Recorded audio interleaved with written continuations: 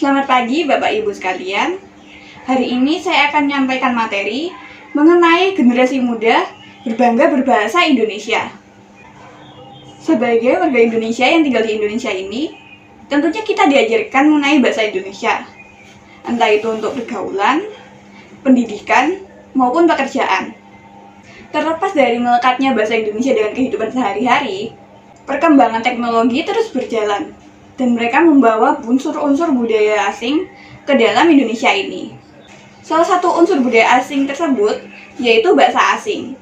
Dengan kehidupan kita yang melekat sekali dengan internet, yang tentu saja sebagai pembawa bahasa asing tersebut, bahasa asing tidak lagi asing bagi kita, dan malah menjadi seperti bahasa sehari-hari. Dengan sifat yang seperti itu, dikhawatirkan bahasa Indonesia tergeser dengan bahasa asing.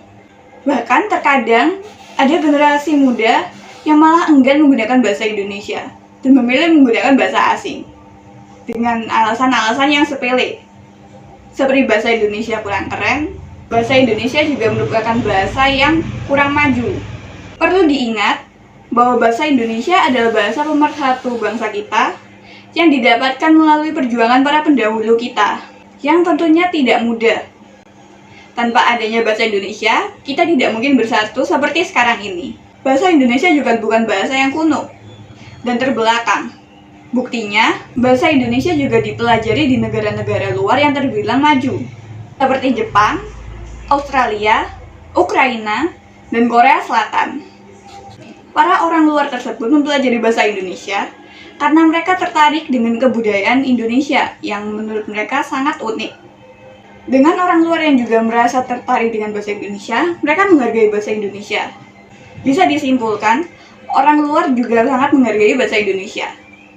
Jika orang luar saja dapat menghargai bahasa kita, mengapa kita tidak bisa menghargai bahasa kita sendiri? Dan kenapa kita tidak bisa berbangga dengan bahasa kita sendiri, yang bahkan orang luar saja sangat membanggakan bahasa yang mereka pelajari tersebut. Sebagai generasi muda, penerus bangsa, tentunya kita harus berbangga berbahasa Indonesia. Kalau bukan kita, lalu siapa lagi yang akan meneruskan bahasa Indonesia, yaitu bahasa pemersatu bangsa ini? Sekian penyampaian saya mengenai materi ini. Mohon maaf bila ada salah-salah kata. Terima kasih dan saya izin undur diri.